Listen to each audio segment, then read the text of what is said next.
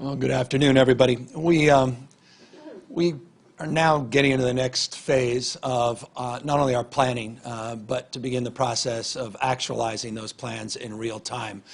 Let me give people an update on where we are in the state of California. In particular, in the last 4 days, we have seen a doubling of the number of hospitalizations related to COVID-19. In the last 4 days, double the population that's been hospitalized.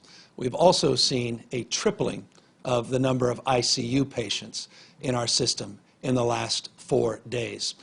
These have long been projected based upon our modeling. Consequence, we have for weeks now been organizing ourselves around a surge that will require roughly 2/3 increase in capacity within our hospital system. That requires three fundamental things. It requires finding new places to put people. Number two, requires having adequate supplies from PPEs to the ventilators. And importantly, number three, requires people.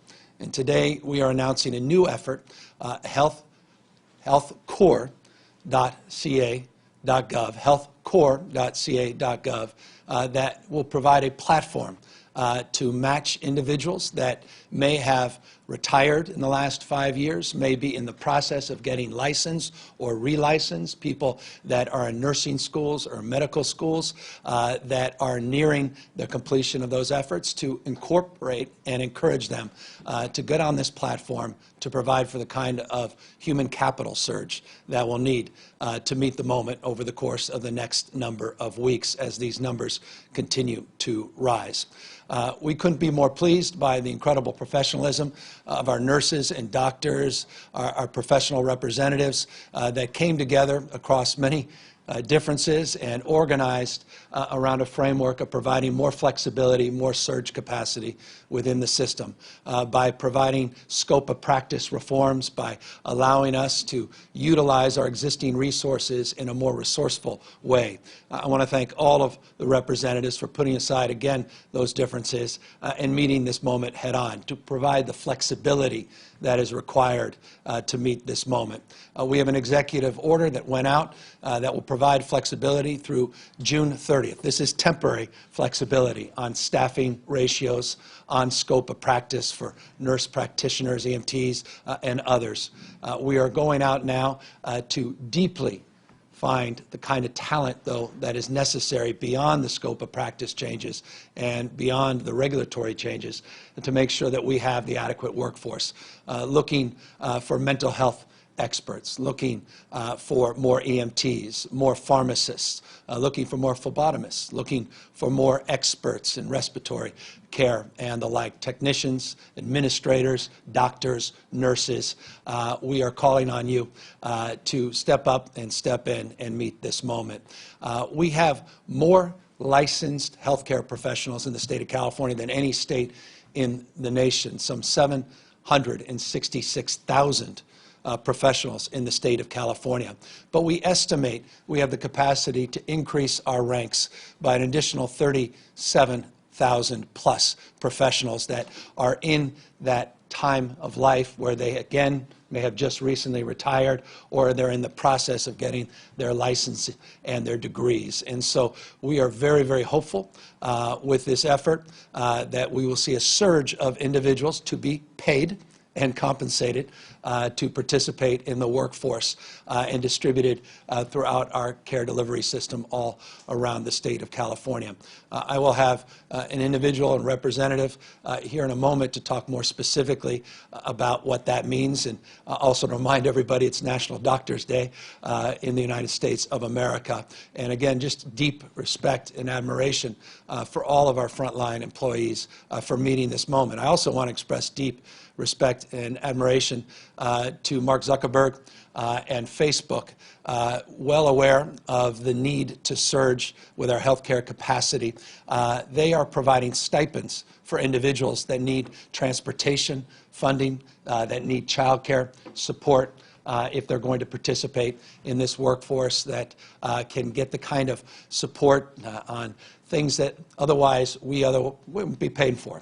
Things not just like child care and transportation, things like hospital, or rather hotel rooms and accommodations. So they put up $25 million, and we're very grateful to Facebook for providing those stipends to help us in areas where we need a little bit extra support. Again, that's the spirit of California. That's the spirit of this moment. It's the spirit that's driving our resolve.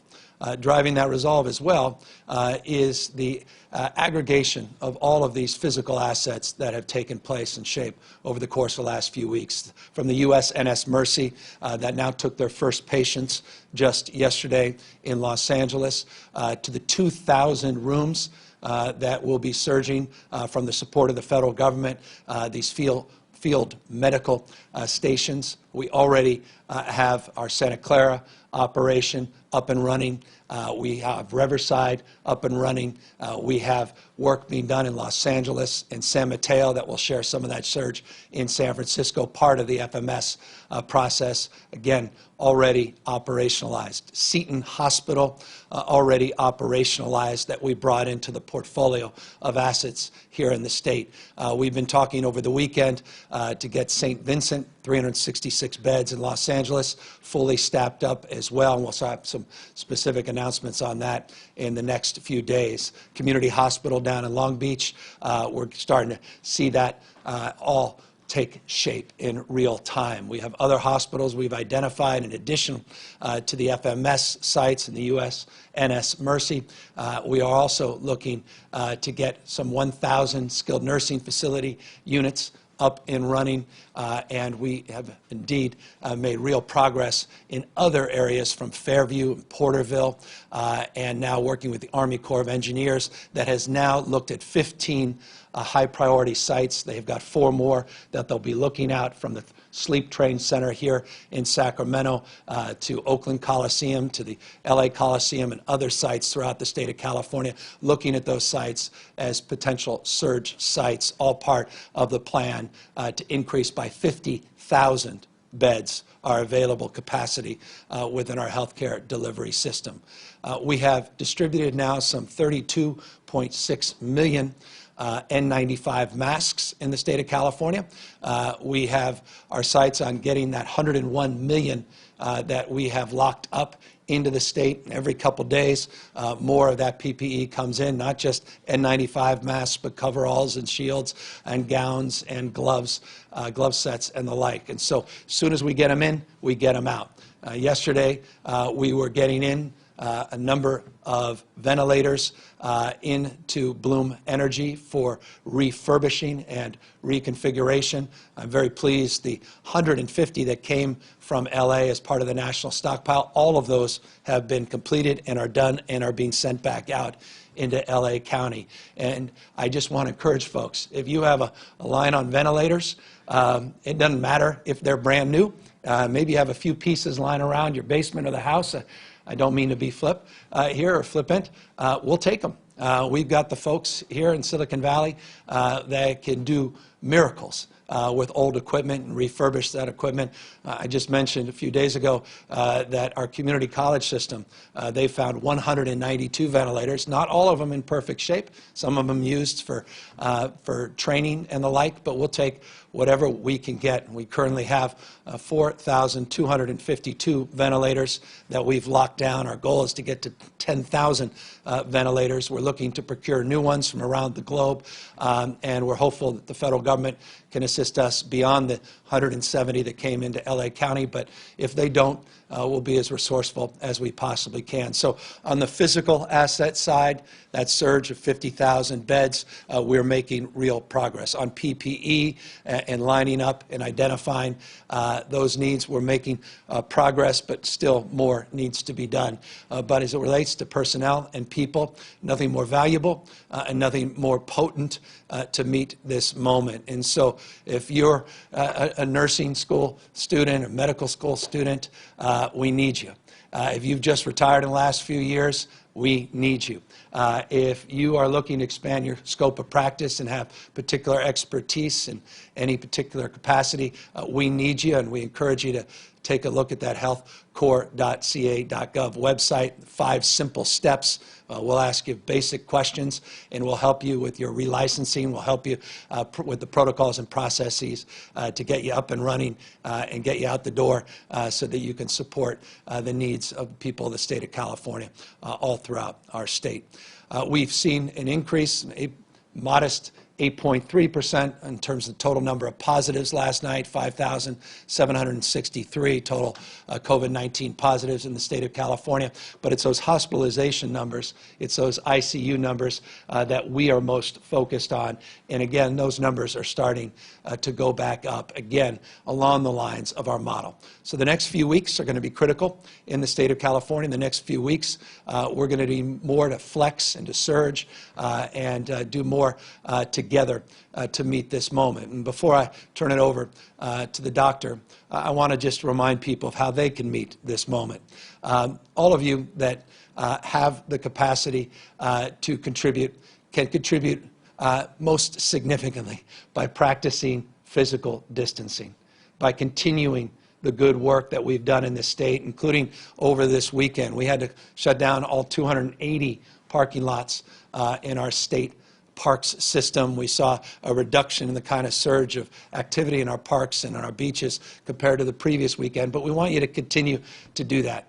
There's nothing more potent and powerful in terms of meeting this moment than practicing that physical distancing. Socially connected, let's be resourceful in addressing the needs of others. And I couldn't be more proud of our partnership with Nextdoor and the volunteers, some 8 million people they were able to connect with, to check in on our seniors, to check in on people that are struggling with social isolation and may need not just food and medicine, but also may need a person to call, just check in and see how they're doing. So nothing more important for individuals if they want to contribute in this moment, that continue to do the incredible work you have done in the nation's largest state to practice physical distancing. Number 2, I just want to remind people that if you know anybody in the medical profession, if you know people that you think are willing to contribute their time and energy in a compensated way to go to this new website so we can meet the healthcare surge as well. So partners, well, across the spectrum, private sector, Facebook, the public sector, with incredible contributions of nonprofits and civic-minded individuals, will continue to row in the same direction, continue to meet this moment as we have in the state of California. In addition, and happy to answer questions, we are significantly increasing our efforts on homelessness. I'm happy to go into details around that, but I want to now turn it over to Dr. Constant, who has been part of our partnership with the California Medical Association, working across the spectrum of healthcare professionals that helped us with guidance and was willing to, again, work with us to create the flexibility, to create the kind of licensing reforms that temporarily are needed to meet this moment. And I just want to thank Dr. Constant for that effort and her energy, and ask her to come to the podium and talk a little bit more about what we're looking for on the medical side for this surge. Doctor. Thank you. First, I wanted to take this moment to thank Governor Newsom and California's public health leaders for the swift action that they've had in terms of our physical distancing and our sheltering in place, because it is really helping the healthcare team. It's helping us. The time has really been crucial to help us learn about this new virus as healthcare providers, how best to treat it, and how to create the systems of care so that we're there and ready for the sickest when they need us. Today is National Doctors Day, and I want to first extend my heartfelt gratitude to all my physician colleagues, as well as everyone in the healthcare world taking care of our patients, for your vital service at this time for both our patients and our communities. This crisis is already impacting thousands of physicians across California, not just those who are directly taking care of COVID-19 patients, but also the thousands of others whose practices have been forced to close over the past several weeks. But even amidst this uncertainty and personal hardship, over 500 physicians have reached out to the California Medical Association to ask how can they help during this time, either directly treating the sickest patients or stepping in to help fill in the gaps for the people that are taking care of our sickest patients. In fact, all members of our healthcare team are showing tremendous courage and bravery, continuing to treat patients even though they worry about the personal protection equipment that they need to keep them safe. I am very grateful to Governor Newsom for his intense focus on delivering the personal protective equipment to our workers who are on the front lines of this pandemic to ensure that California is doing everything that they can to protect our physicians, our nurses, and all members of the healthcare team. Many of us were drawn to careers in medicine because of the opportunity to truly help others. This is the work that we've been called to do. Now is our time. We're asking all medical professionals, physicians, nurses, physician assistants, and all members of the healthcare team to join us to take care of Californians through this surge. For many of us, that means stepping outside of our comfort zone and leaning into our inner strength. We're calling on the spirit of all healthcare workers across California to step up and help to serve the patients of our state. I've been humbled and deeply moved by the many stories of the physicians and others whose true selflessness has really led with compassion and heartwarming, caring solidarity through this. I know we're going to hear many, many, many more stories of this true humanity in the weeks to come. So thank you to all of you who've already worked long hours and who will continue to work tirelessly to help our patients. We truly appreciate you and thank you in advance for your continued courage and your service. And please reach out to the healthcore.ca.gov to sign up to be here for our patients and our communities. Thank you. Thank you, Doctor. We're all struggling with the healthcore.ca.gov site, but we just got it up and operationalized. Look, I want to just make this point. I'm very proud. You know, California has some of the, well, in fact, the highest standards of personal protection, long championed by the Medical Association, long championed by the California Nurses Association in terms of ratios, in terms of protective gear, and those are things that we are very, very proud of. And I recognize at this moment of anxiety, in order to meet this moment, we've got to temporarily suspend some components of some of the licensing and scope of practice as it relates to meeting the care needs of those Californians. And so it took a lot for those organizations to participate and step up, and I want to just thank them personally on behalf of millions of Californians. We're very grateful for your willingness to do so at this moment. And again, I'll remind you, this is temporary. This is not permanent. No games are being played, and we have deep admiration and respect for all of you and deep gratitude that you're willing to work with us to meet this moment.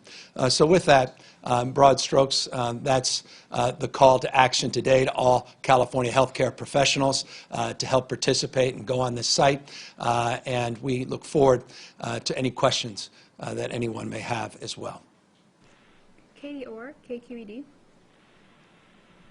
Governor, we understand that the California Department of Health won't release the total number of hospitalizations county by county. Is that a number that you have? Do you have the statewide number of hospitalizations? And if so, will you make that more publicly available, given how useful it is to track the disease? Yeah, it's 1,432, as I said. That number substantially higher than the first number we gave you a couple days ago, which was 746. As a consequence, roughly doubled in 4 days. And we'll provide more information on that as needed. The number of ICU beds today is at 597. You may recall 4 days ago it was at 200. So can't be more precise than that. We have a 19.9% increase overnight in the ICU bed capacity and a 14.3% overnight increase in the hospitalization capacity. As it relates to your very specific component of question, as it relates to the county level, we will provide that information. I'll make sure you get it. Carla Marinucci, Politico. Hi, Governor. Thanks for doing this. I've got a two-part question. I hope that's okay. On the first one, we're 2 weeks into the Bay Area shelter-in-place orders, and California as a whole is faring better than a couple of other states, New York, New Jersey, Louisiana. Just your thoughts, do you think that those orders have flattened the curve in the Bay Area, as some UCSF doctors suggested over the weekend? And my second question is on school closures. We're 3 weeks into those, and some of the schools are providing instruction in different ways. Some are giving video classroom lessons. Others are pointing families to websites with worksheets. Does the state need to do more than just provide guidelines? And what do you think of the situations in which districts and teachers are engaged in disputes? So I hope that's okay, but two-part question. Thanks. Let me talk about the schools. At 2 o'clock today, all 58 county superintendents are getting on the phone, and we'll have more detailed information to provide you after that conference call that goes deep into the issue not only of distance learning, but special education and the issue related to food distribution. So that's the agenda today. And then a very sober conversation we're going to have about the expectations for the remainder of the school year. But the answer to your question is yes. We need to do more, and let me fill in the blanks based on the details that come out of that call this afternoon. And by the way, on Thursday, we have another webinar specifically related to distance learning for special needs kids as well, which only reinforces my affirmation that, yes, we need to do more, and we are trying to do that in real time. As it relates to the bending of the curve, I'm not going to, we're in the middle of this, and I think it would be too easy for us to assert a belief at this moment about what has or has not worked, except to say this: we know what does work, and that's physical distancing.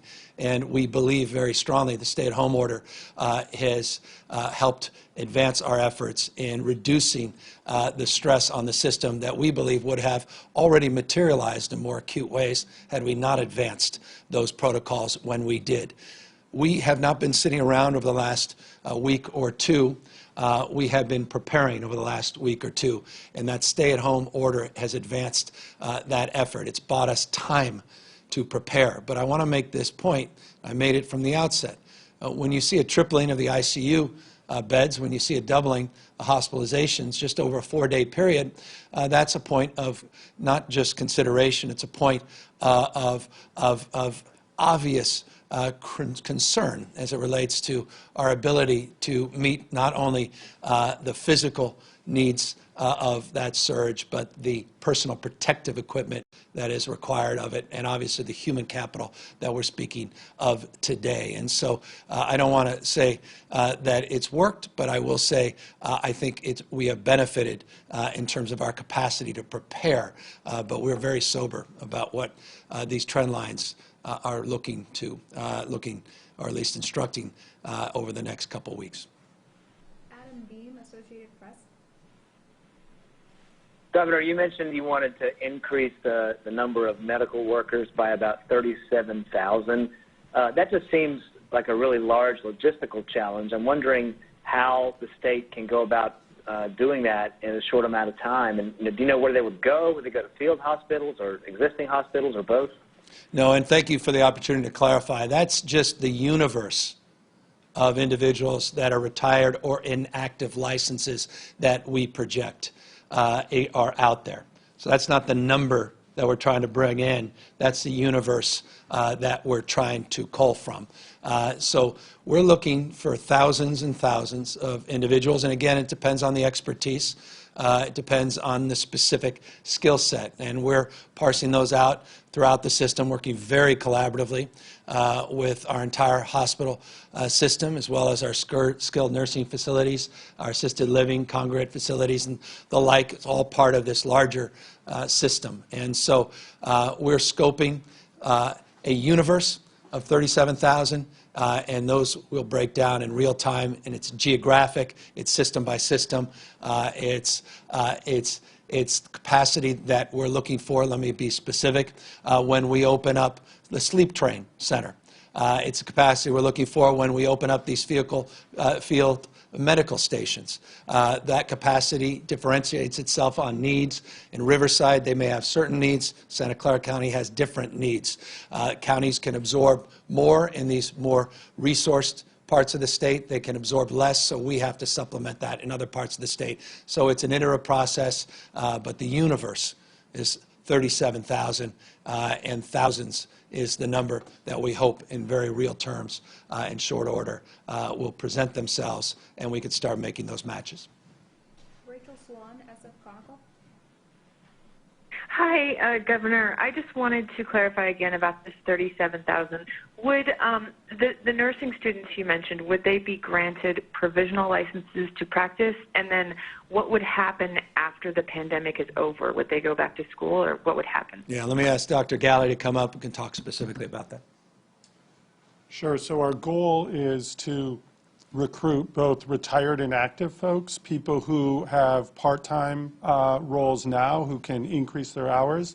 And to your specific question about students, depending on where they are in their training, we're obviously looking to people who were near graduation and fulfilling their degrees. So many are not able to finish those last few months because schools are out because of the COVID-19 response. So who better than those folks who are really close to being done to bring into the workforce now, essentially continue their clinical training with the support of experienced nurses or other health professionals that are in the same line of work that they will be, and invite them into the work.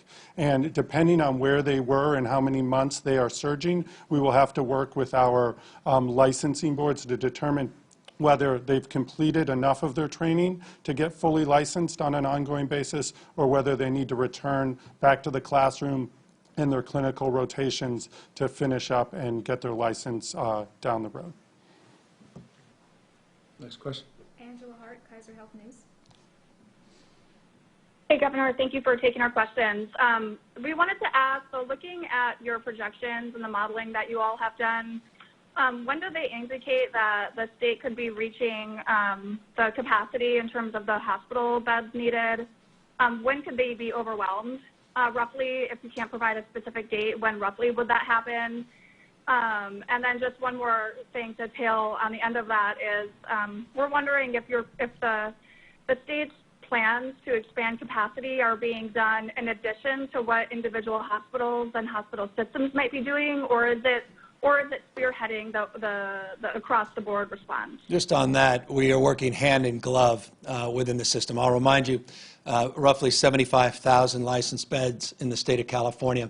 We requested a surge of the system, 50,000 beds, 30,000 of those requirement within the hospital system themselves, which represents roughly a 40% surge. And so that's actively being advanced within the hospital system itself. We are required for the additional 20,000 to go out and access and resource additional capacity. As I said, USNS Mercy is part of that. All of these field medical stations are part of that, and all of these other hospitals that we're bringing online, Fairview, Porterville, and these other assets that I referred to that the Army Corps of Engineers and others are looking towards are part of those 20,000. So that's an integrated strategy within and externally outside of that system, but all being coordinated through the folks here at the State Operations Center.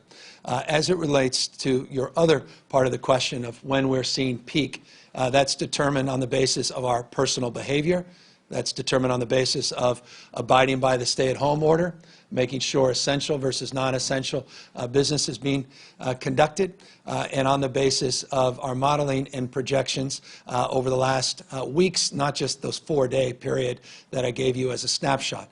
I can just say this without getting into the specifics and showing you a chart of a worst-case scenario or a best-case scenario and having people run with those things, that over the course of the next few weeks, we are very confident that in the aggregate, and that's a distinction, in the aggregate, that we will be able to resource the needs both physically and, if we're successful with the healthcore.ca.gov efforts, with the human resources. In addition, though, I continue to make the case that PPE and the supply side of this continues to be a challenge. Despite the 32.6 million N95 masks we put out, tens of millions have already been requested of the state throughout our system and beyond the system. As you know, this is a huge issue for our grocers, a big issue for those that deliver the groceries, and many others that are also looking for personal protective gear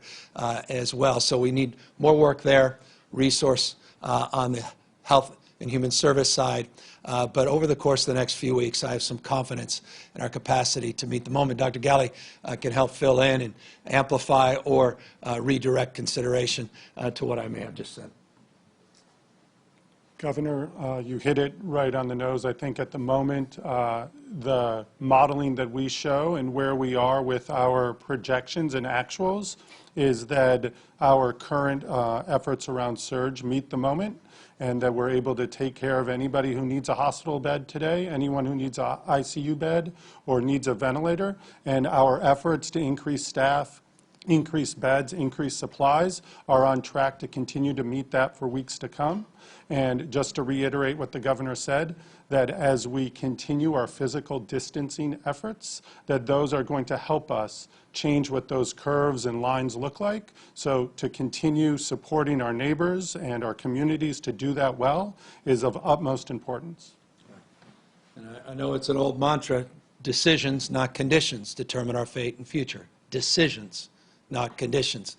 So I don't live on the basis of economic forecasts any more than healthcare forecasts. I live on the basis of our capacity to bend curves, to change expectations by changing behavior. And that's why what Dr. Galley said is so foundational, so incredibly important. The power and potency we have as individuals to radically change these projections. It resides in each and every one of us, in each and every decision we make each and every day. And that social pressure we're seeing out there for people to do the right thing is the most powerful enforcement tool we have, and we'll continue to use that as our moral authority is advanced all throughout the state of California. And to the extent we have to exercise our formal authority as it relates to licensing and business revocation because people abuse it, in law enforcement, we will. But again, I'm just incredibly blessed and pleased to live in a state where so many people get it and increasingly are getting it done. Next question, please. Taryn Luna, Los Angeles Times. Hi, Governor. I have a two-part question. So one is, based on your community surveillance testing and your modeling that you've done today, how many people do you think are infected with the virus in California? And then the second part kind of adds on to what Angela asked, but I'm curious why you're reluctant to give a peak date and why Californians shouldn't know kind of the date that the administration is working off of right now. Well, because first of all, just on that, it's a dynamic model, and it radically is different, I can assure you, than it was just 4 or 5 days ago. And if we had a model that I can more confidently say, based on all of these conditions and everything being static, then we would provide it to you. But I can assure you we are running those models in real time. And remember, these models aren't just on the basis of current infection rates or the community surveillance and the testing. It's also on the basis of movement. It's a base of all these inputs. We mentioned this a few weeks ago, working with Esri, working with Blue Dot, working with Facebook, Apple, and others. We have our modeling that is done on a daily basis based upon these patterns, as well as patterns across the rest of the country and around the rest of the world. More specifically, though, Dr. Galley can fill in a little bit more in terms of making sure that you're satisfied that we are providing that information in real time and give you a sense of preview of our thinking as it relates to making more public those best and worst case scenarios. Sure. I'll come back to a number that the governor uses frequently, which is our 50,000 additional beds. That number is based on the model. So we are preparing it. We call it our phase 1 number because we know that depending on how we perform with our physical distancing efforts across the state, that number is tracked towards an expectation that we meet this moment with physical distancing, and that's what we're going to need based on our models. We project that we will need that towards the second half of the month of May, so we are very busy trying to build towards that. That includes at least an additional 10,000 beds in an ICU setting with ventilators to be able to support that number of patients. So those are the numbers we are certainly working towards. It does not mention the total number of people who are infected or who test positive, because that is highly dependent on our increasing work to bring on testing. But the lives and people in emergency rooms and hospital beds and in ICUs requiring ventilation support do not lie. We have good intel into those numbers on a daily basis with all of our healthcare partners, and we believe that will continue to guide us on this road that we've been on towards that middle of May target, and we are constantly reassessing, as the governor has said. These numbers are very dynamic. We know that every single day we get additional information about what the actuals are that help us adjust that model, and we hope, because of our great performance here in California with physical distancing, that we will continue to tell positive stories of where that's going. That said, we continue to prepare for a situation where we'll need at least 50,000 beds, and if we need to adjust that and say we need more down the road, I'm confident, and the governor will be communicating that to all of you in real time. I should just note on the modeling, one of the areas that is also dynamic is not just on the surge modeling, but the slack of the system within the system, meaning the hospitals have done a magnificent job as it relates to reducing the number of elective surgeries and reducing the total census within the hospital system to a degree that, candidly, in our original models, we did not anticipate. It just goes to the incredible capacity within this system to prepare for this moment. And so, as a consequence, on the surge, that slack, that number, phase 1, still remains around 50,000, despite all the other changing conditions in and around our modeling.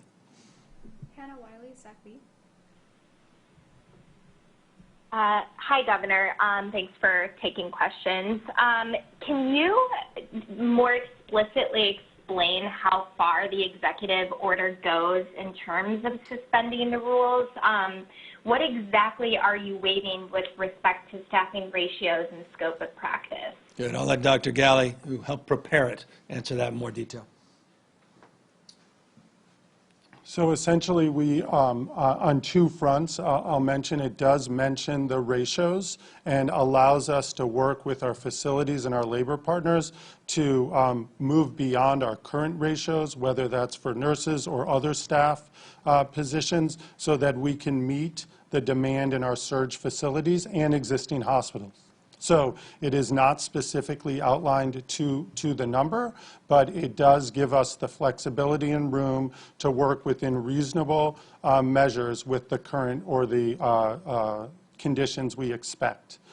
In regards to who we are inviting back into the workforce or accelerating them into the workforce, there are a number of things that have to do with who can get licensed, how they can reinstate their license, and being flexible and waiving some of those tried and true conditions that allow us to, for example, somebody who's been out of the workforce for just under 5 years or 5 years and less, to allow them to come in immediately to meet the surge demand on health workforce. So it's both in the areas of staffing ratios as well as allowing individuals to come into the workforce that are currently not there but do have the capability of being licensed very quickly.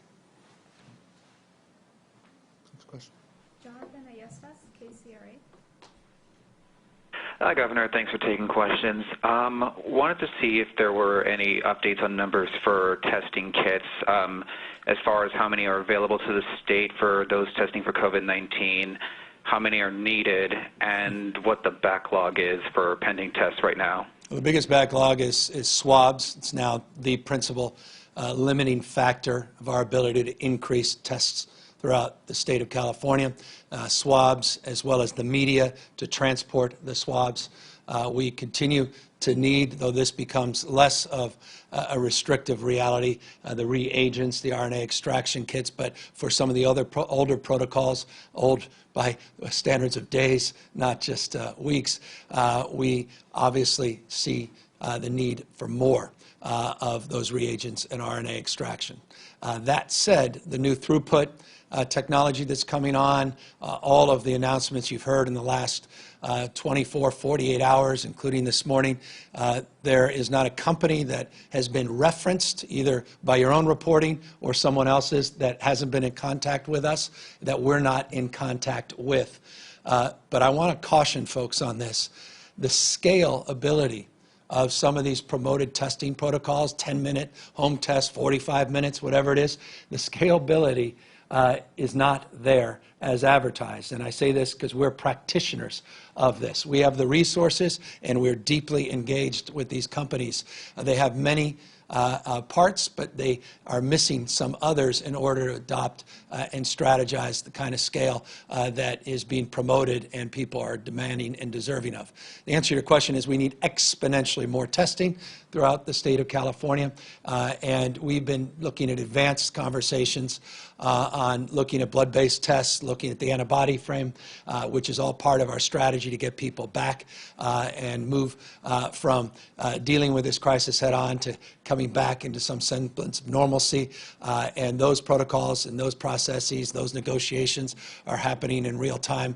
I mentioned just yesterday we were down, or day before, at Bloom Energy. Right next door to us was one of the, a well-known, at least well-discussed company in that space.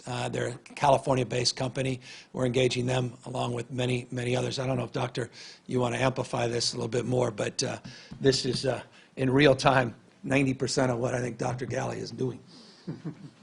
That is the case.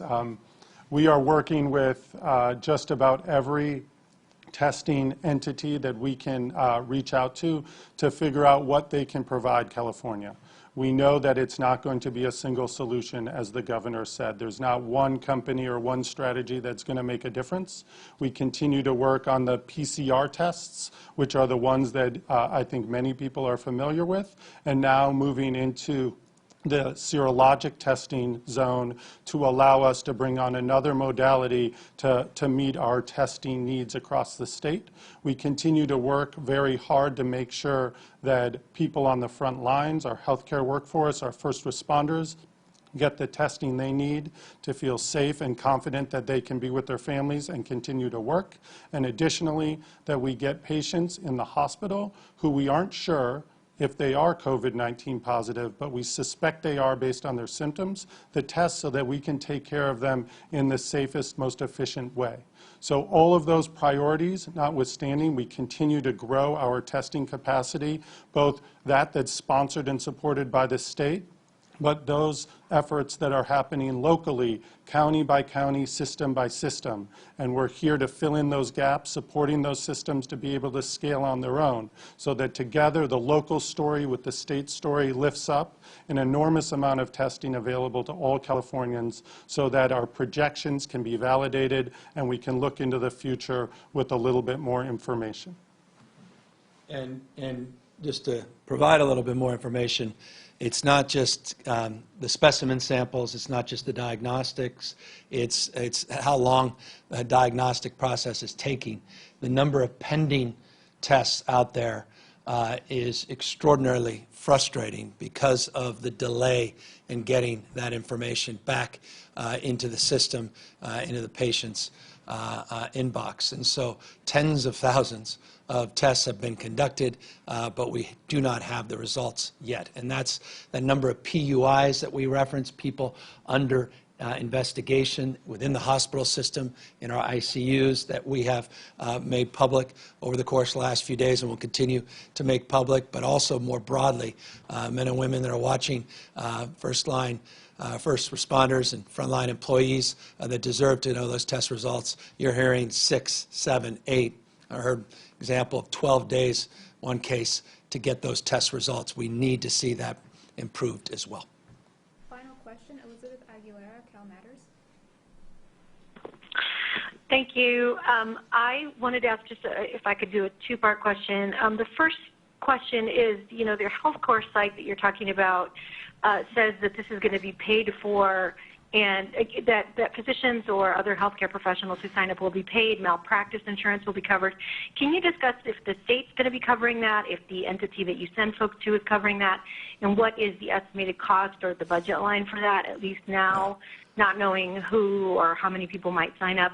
And then on the second question, maybe for Dr. Galley, is can you be more specific regarding changes to scope of practice, especially regarding nurse practitioners and physician's assistants, because other states have been giving independence to those professionals, and there's also been discussion, in the legislature for several years regarding that as well. Yeah, well, we're providing the temporary flex in that space through June 30th, and those conversations we're all intimately familiar with in the state of California, particularly with our nurse practitioners, but this order does provide that flex through June 30th. Let me speak about the costs. The costs are being borne in a myriad of ways within the system, by the state, as well as the federal government. FEMA and their reimbursement processes, obviously the federal support that we're receiving will help us with those efforts. The cost, though, we will address and is being processed in real time, and I can assure you cost is not the issue from my humble perspective. We are always mindful of costs, and we do not believe in waste or abuse. And by the way, let me talk about abuse when it comes to procuring PPE. The scams out there are real.